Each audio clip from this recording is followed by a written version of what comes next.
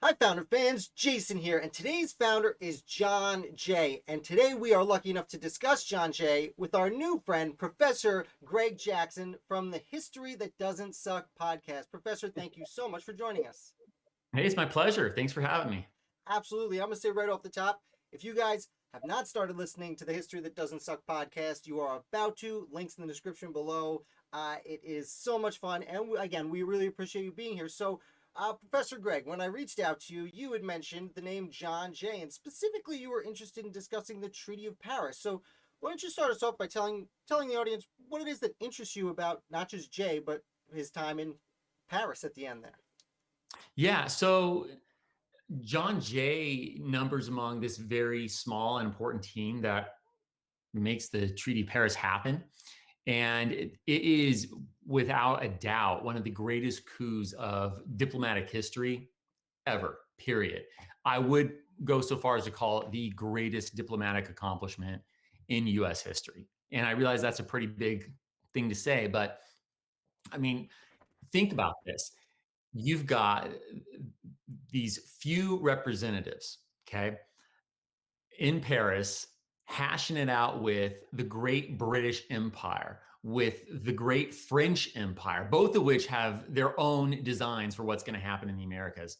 And here are these, as far as these European powers are concerned, these little piss ant colonials, you know, trying to get their way, and they do it. I mean, they walk away with far more than France wanted them to get, far more than the crown expected to give away, far more than Spain, which might not be present, but is also a major power at this point. Basically, all of the large invested empires that are doing anything over in the Americas, none of them got their way. The winners were these little colonials who, by every measure, shouldn't have. Right. Yeah, it's funny, and you mentioned Spain, but they did also have to sign a treaty of peace with Britain to rein things in, and the person who was dealing with Spain the whole time was today's hero, John Jay. Absolutely. So John Jay is, you know, well, you've talked about the big six and how we're not going to go too much down that road, Oh, we but could bring them in. We just generally don't keep the big six as the focal point of the episode. fair enough. Fair enough.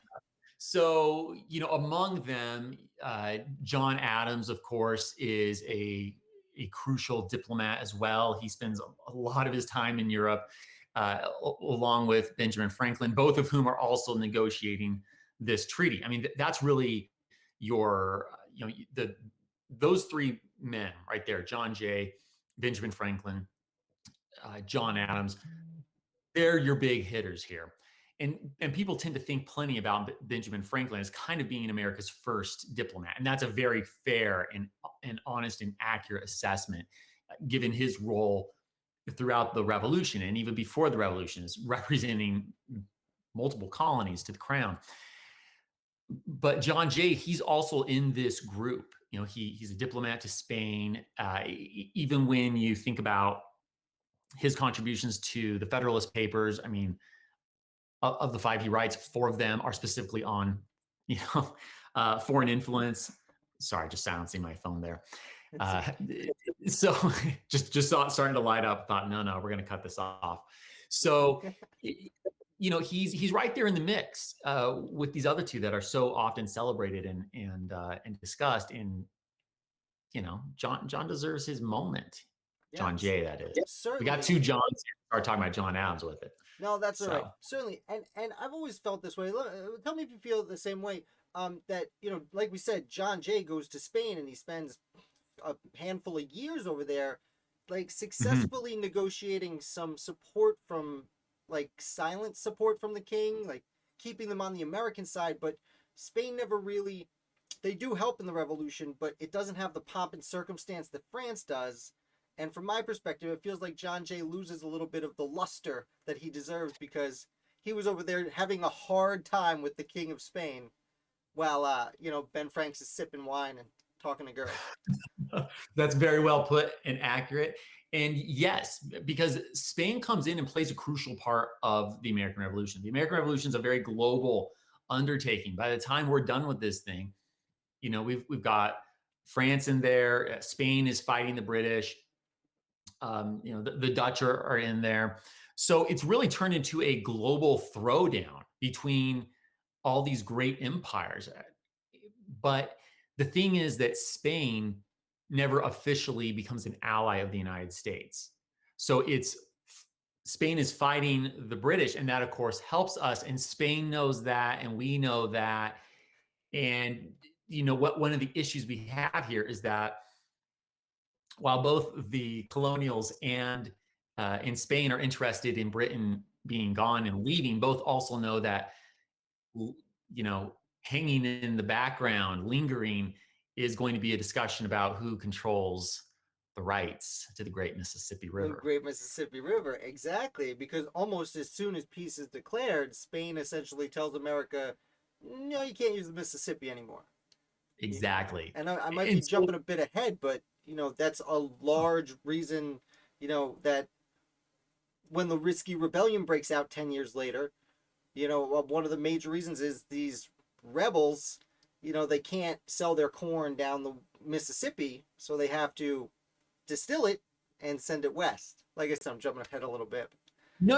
I think that's fine. Look, we're doing Jay all of his glorious due. Right. Right. um, Because Jay spends the better portion of the 1780s. He comes back and takes over essentially as he's the Continental Congress, Minister of Foreign Affairs. yeah, yeah. So he handles foreign affairs, which again we see that reflected in his in his contribution to the Federalist Papers. I mean, he's a great diplomat and legal mind because, of course, he's also going to be, the first justice, or the blah, Chief. words are not coming out of my mouth. And Yeah. yes, chief of the Supreme Court. So we'll have the J Court, and and from there he'll also go on to be governor of New York. That would be crazy to us today, right? Could you imagine someone leaving the Supreme Court? Yeah. Or especially the chief justice, like, I'm going to go do some other things. This has been good, guys. Yeah. Peace. Well, not only that, he goes over to Britain to negotiate the Jay Treaty, and he's actually elected. If I'm not mistaken, he's elected governor while serving as chief justice in England, negotiating one of the first important trade deals. I believe that time. Yes, as I'm thinking through the timeline there, that adds up. I'm Yes. pretty sure the election he's actually in Europe for. Mhm. Yeah, because it's 1794, 95 is when the Jay Treaty's going down, and that's 1795 is when he's going to roll in as governor. And travel isn't exactly fast. He's not hopping on a Virgin Atlantic flight to zip back home. Make campaign stops, and of course, none of that was how you ran for office back then. You might have an interest and you might campaign, but you never openly campaign. That would not do. That would not be okay. No. Or as John Quincy Adams once said, he refused to ever actually run for anything. If my country requires my services or desires my services, she must ask them of me. Right. So it's a very different mentality, from today. Right. It's like George Washington didn't run for president, he stood for it. Precisely. Right. Exactly. Yeah. And not that there aren't egos and people who are interested in governing. Of course, those things are there. We know that. But you do have, first of all, just lower stakes means egos are going to be drawn to, excuse me, egos will be drawn to different things. This isn't the United States with over 300 million people, the largest economic, powerhouse in the world, and all those things that you think of from the mid to late 20th century into our, 21st century. So if you're really looking to be, to build your own little empire, frankly, being president of the United States with its, as it starts out, 3 to 4 million people, what does it even mean to be a federalist union? There's so much debate. Frankly, you might arguably say that being governor of a big state like New York is perhaps more prestigious than being president of the United States, depending on what one's views are. John Jay, as a Federalist, would of course reject that assertion. But I know a bunch of people who would agree with that. Yes, I Governor think of New York George Clinton would very much think being governor was better. right, 100%. Yeah, you see that, and similar things with many of the high-ranking Virginians. What is it, Edmund Randolph? He's governor of Virginia at the Constitutional Convention, and then he doesn't sign the Constitution. Isn't that just mind blowing to us Mhm. today? I mean, whew. But I do have to say, I respect someone who says, "Look, I have moral qualms about how this document stands. I feel there needs to be." His objection, as I'm sure you're aware, was that there was not a Bill of Rights. That didn't bother him initially. That came to bother him by the end. So I super respect his saying, "You know what? Can't put can't put my John Hancock on that." I'm sure he did. Not that John Hancock was invited to that particular party. No, he wasn't. John You know, Hancock went back to become governor of Massachusetts and then was an anti federalist. To go with our theme, the governors of these yes. gigantic, powerful states. Well, and this is another fascinating thing. I'm sorry. I guess we've kind of shifted a little bit from John Jay, and now It's we're just it's talking more fine. We're abstract. having fun here. Okay, good. I'm having fun too. But these we've got so many heroes of the revolution, which I think highlights where the anti-federalists are coming from and the schism that's actually there that we often gloss over so quickly. We tend to think America won, and we want to think of America as this monolith, and we want to think of the founding fathers as a monolith. Personally, one of my least favorite phrases is the founding fathers thought or the founding fathers believed, I say that because all the time. oh my gosh, Yeah. The the, founding the father only, said this. Oh, yeah? All of them? exactly, unless that is followed by King George sucks, there's really not much, that you can. Even George Washington's awesome. That's mostly there, but some of them almost in more of a like, yeah, if I don't say this, I'm not going to win elections. So I guess I'll go along with the George Right. Washington. Yeah. You know what I mean? And the thing is, by the Washington administration, not everyone was saying that. Thomas Paine didn't say that. Yeah, Mister. These are times that try men's souls. Right. With Georgia at the Battle of Trenton, sure had a different tune come the Washington administration. Right, exactly. And famously, John Jay's the person who took over for him, John Rutledge, who he was the second Chief Justice. He was temporary and he was acting, and he was nominated to take over, but then he talked about the Jay Treaty and said how terrible it was publicly, and Yeah, then that went so poorly he tried to kill himself, which is yeah. not a lot of fun. I maybe we can nerd out on the Jay Treaty for 1 second. Yeah, I'm gonna go ahead please. and talk on that. So John Jay, I'm gonna defend my boy Jay here. You probably know from the podcast, I really prefer first names, but John is just such a common name. I got to roll with the last name on this one. Otherwise, he just gets lost amongst other founders. But Jay was stuck between a rock and a hard place. I feel like the Jay Treaty highlights what we forget about in the Treaty of Paris. So if we can maybe even just compare these two for just a second, Please. we don't even have to get into the nuts and bolts, but the bigger grand picture here.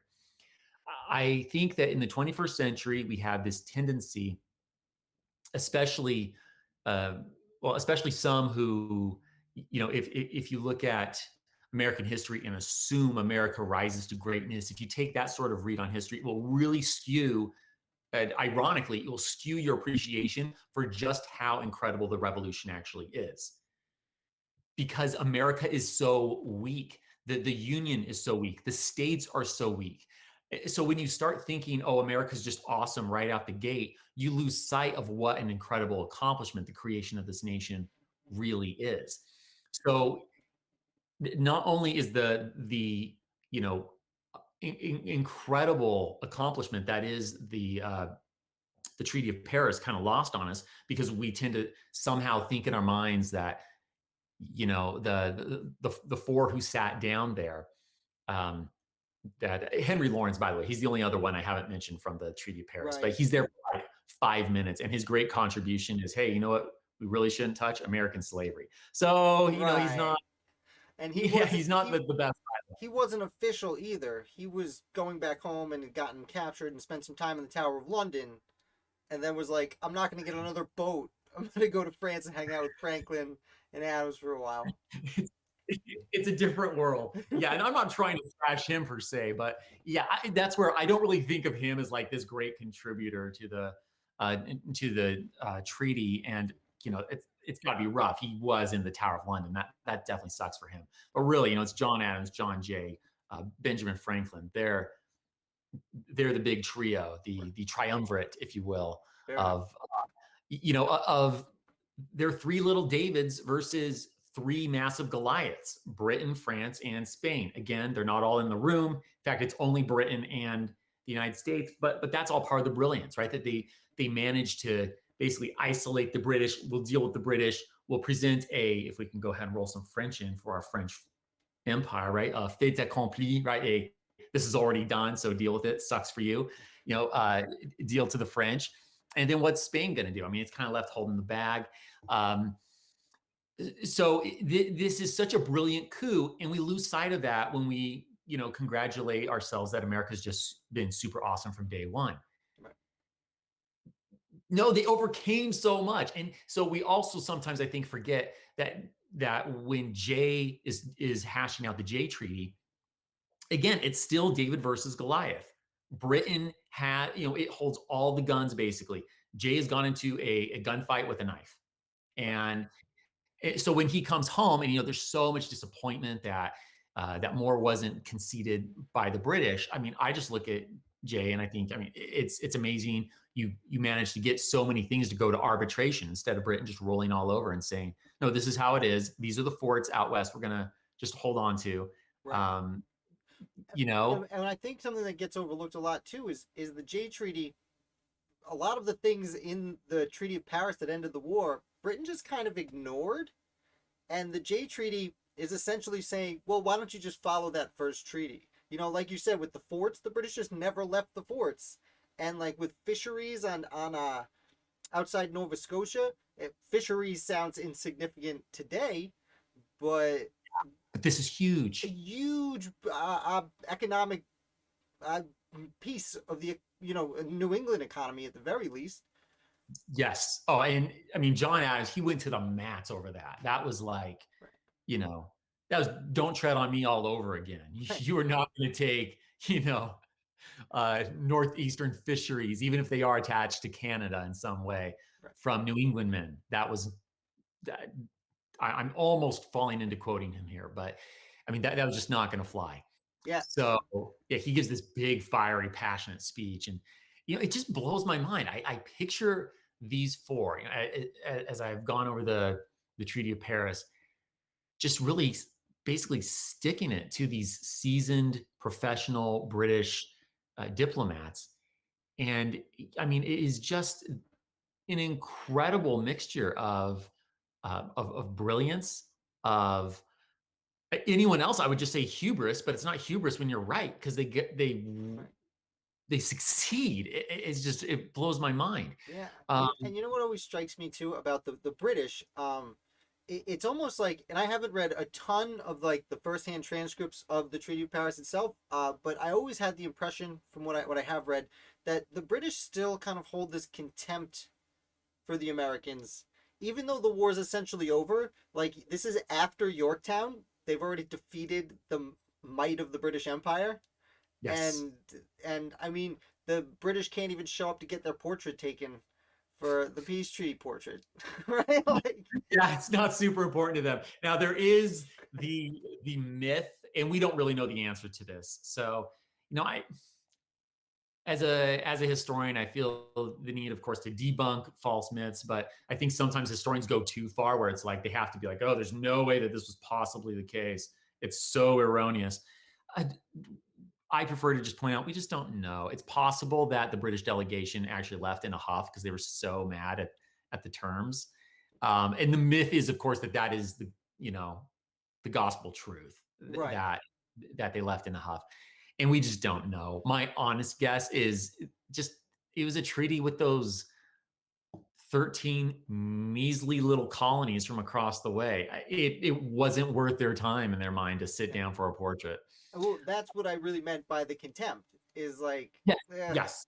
But it's almost like that contempt led to them getting worse, a worse deal. They didn't come to the table with that like gotta win attitude. They came with like whatever.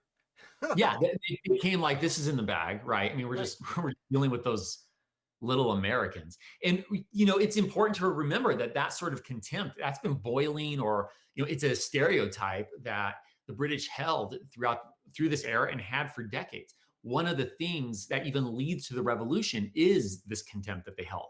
So George Washington, to touch on him for just a second, Please. one of the things that fueled the fire that led to him ultimately becoming, a patriot or a rebel, depending on your perspective, was his experience with the British military. He's at the battle, as it turns into his terrible, awful excuse for a Fort Necessity in 1754. Out in the Great Meadows, and now I appreciate the opposing perspective here, but a British captain shows up. Now, this guy has 18 years in the military. He's a seasoned professional. I totally understand where he shows up and is like, okay, this 22-year-old kid who's never been in the battle nor been trained thinks he's going to call the shots. That's kind of crazy. But at the same time, um, we're talking about a captain, Mackie.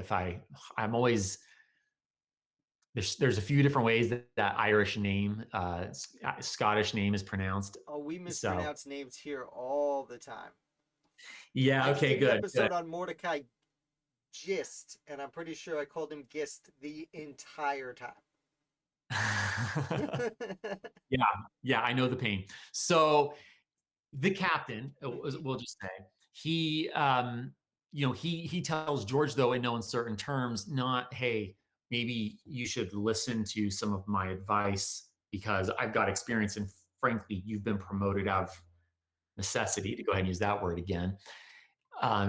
George is an incredibly talented, and by the way, I mean, I know from my podcast, I'm just on a first name basis with the founders, so no respect intended. But That's all right. I've he's come my up with several nicknames, as you probably already noticed.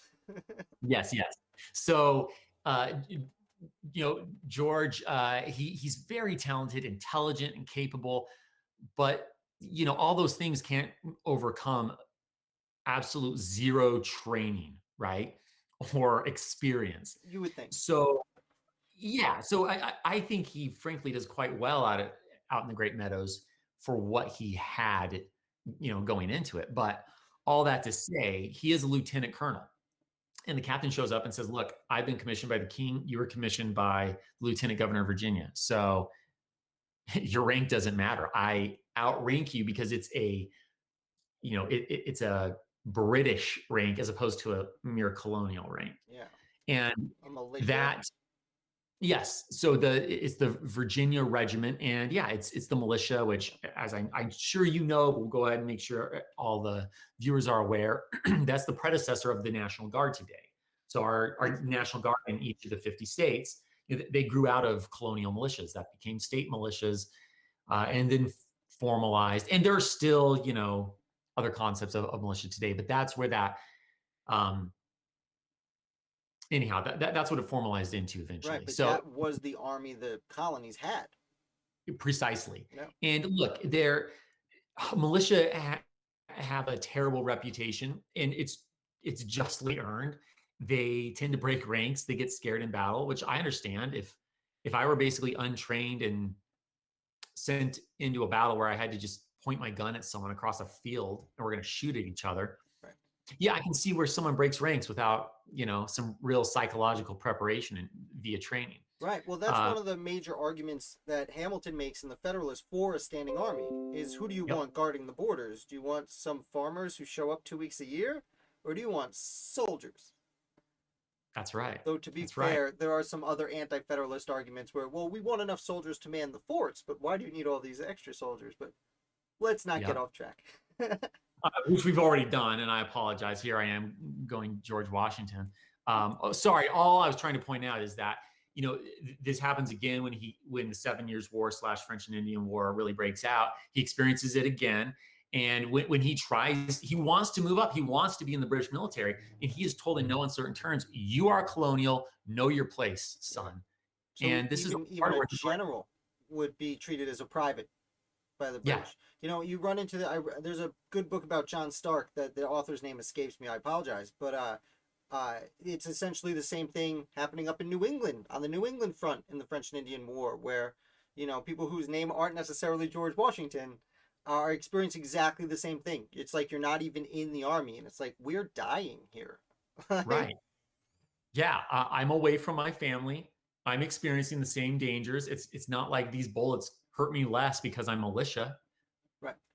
So anyhow, all this to come full circle, the whole point was that the British have and this is the story of human history in so many ways, right? The more powerful nation or group within a nation, you name it, having stereotypes and prejudices against another subgroup and thinking lesser of them, and then that subgroup asserting themselves and essentially proving them wrong, and in this case, it being through a full on revolution. Yeah. So even still, yeah, as they sat down in Paris, the British definitely underestimated Yeah. their colonial foe in that moment.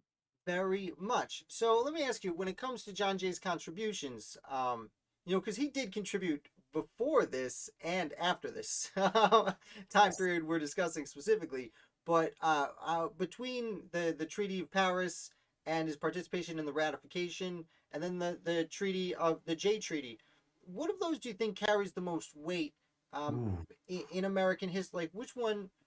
What is it that Jay did in this period of his life that you really think affected the nation the most? Gonna make me pick between my children Yeah. after this? Well, I tell you Maybe. what, I'll give you a second to think about it, because I did want to note coming into this that John Jay, when he come between these treaties, he comes back and he takes over as Minister of Foreign Affairs, which was really the one thing the Continental Congress kind of did right in a way. And it was that agreement that we'll have the Continental Congress do foreign negotiations for all the colonies, and that was essentially John Jay all by himself. um, Well, that's often okay. This is one of the fascinating things to me about the colonial, uh, well, the Articles of Confederation, and just pre Constitution. You've really got a few A-listers, and I would put John Jay in that group, even if he doesn't make the big six in the eyes of I've Americans thought today. about making it 9. Okay, you can guess later who the other guys are, but John Uh, Jay is definitely one of those people. I'm sorry I clapped. I slammed right in the microphone. no, that's great. That's great. I actually think your big six is really well put. Yeah, they're I, the founding fathers, but as you said earlier, it's like there's so many people. so many, and I mean, people play so fast and loose with founding father and what it means. That could be a whole nother conversation sometime. What does it even really mean to be a founding father? Um, but to John Jay's greatest contribution, I think I would call that his insistence that the French be omitted from discussion at the peace treaty in Paris. Oh, and sign separate treaties. So there's a point, they're starting to show up, and Benjamin Franklin he's a Francophile, right? He's had a great experience and time here in France. He's more inclined to trust the French state. John Adams, of course, is inclined to tell the French. Can I swear in French on your show? Is that Yeah, you can swear in French.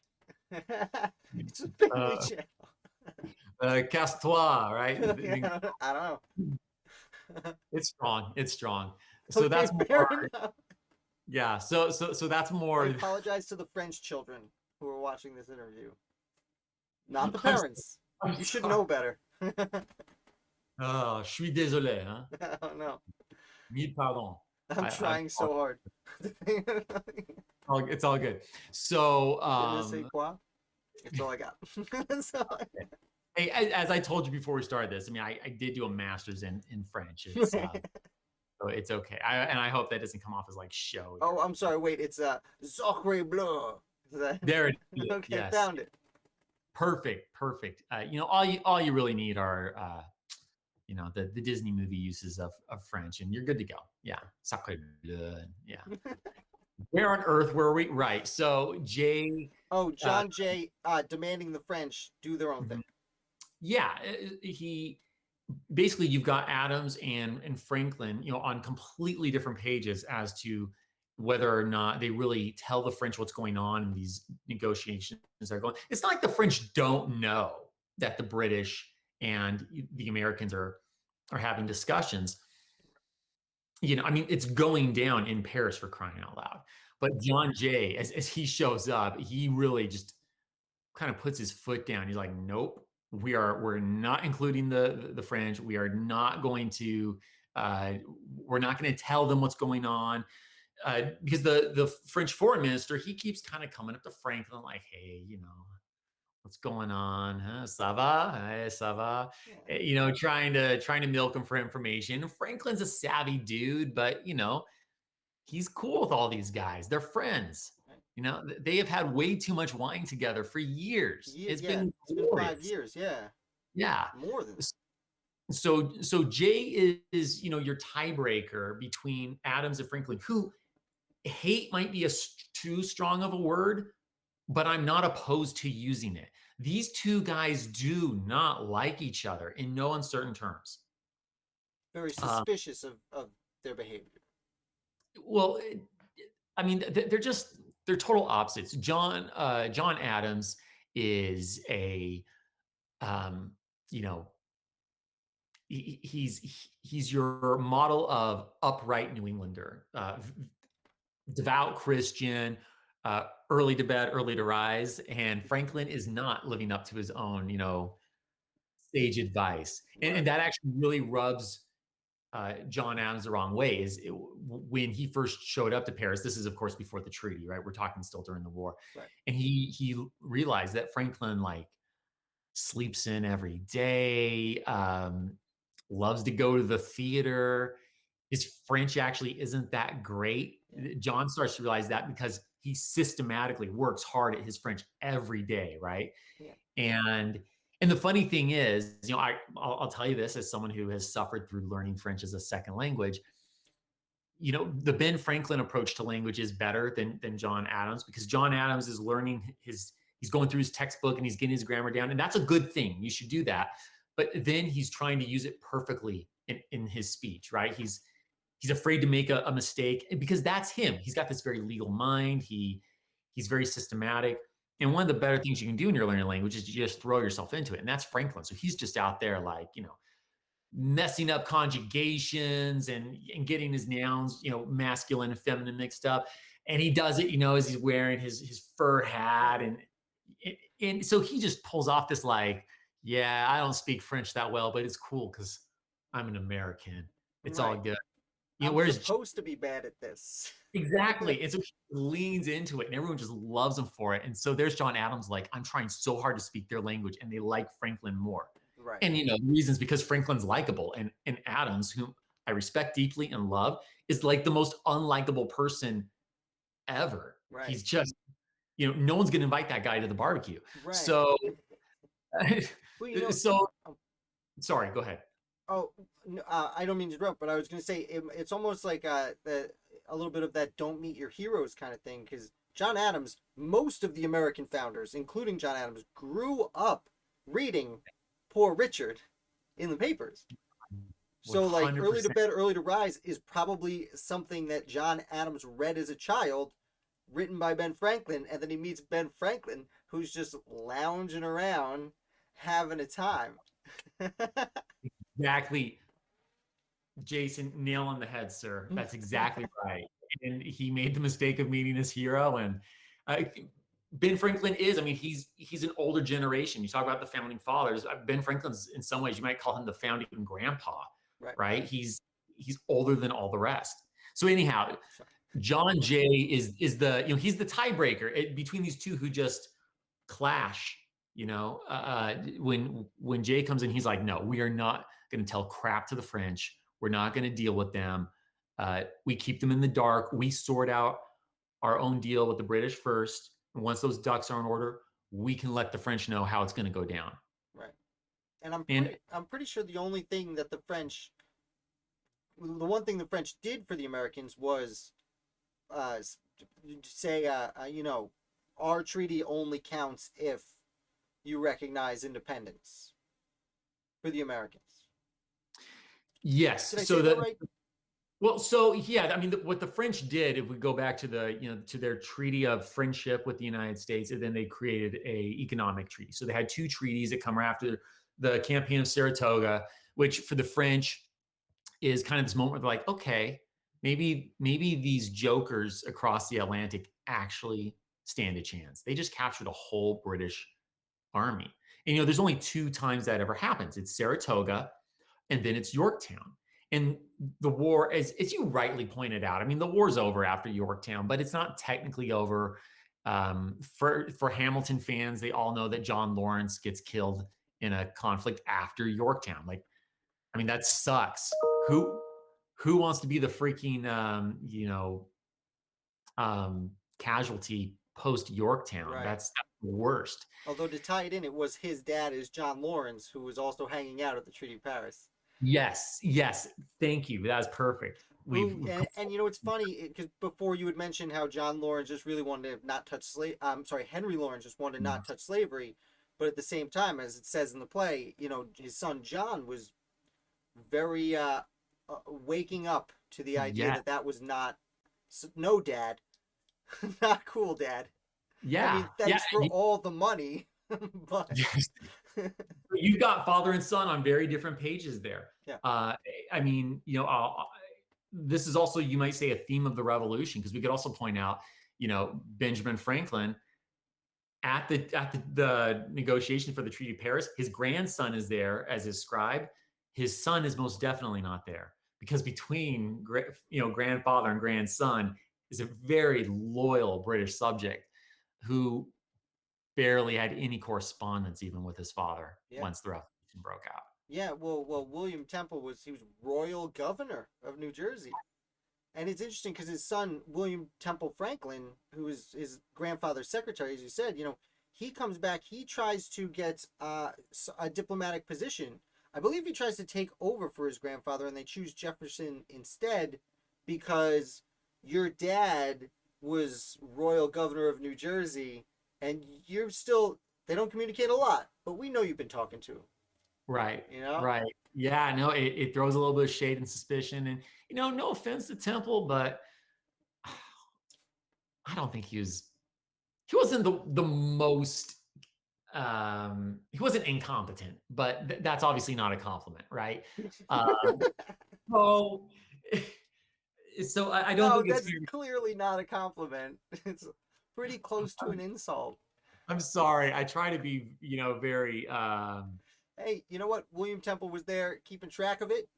He yep, was in the room. And to be fair to William Temple, he's the one who first, decades later, publishes Ben Franklin's notes and letters and yes. correspondence. So, No, and I'm not trying to dog on the guy, but I guess all I'm saying is, I don't know that it has nothing to do with loyalty. I just don't look at him and go, oh, this guy is as capable as grandpa. oh, That's well, you are. true. True. But when you're Breathing talking lofty about, shoes. We can't all be John Quincy, right? I guess not. Yeah. Cool. Well, Professor Greg, we've been talking for quite a while now. I'm having a wonderful time, but we should probably call it quits for today. I want to say Sure. you gigantic mungus thank you to you for coming by and having such a good time with us. Please feel free to come back and chat with us again soon. Hey, it'd be my pleasure. Okay. Thank Absolutely. you so much. Founder fans, again, hit the link below. Listen to the History That Doesn't Suck podcast. They do such a great job of putting you in the atmosphere that was happening there, and you really get a feeling of what the different sides felt like at the time. And it's not just American Revolution. They keep going and going and going, but they do start with the American Revolution. So check that out, and I will be back with another founder for you tomorrow.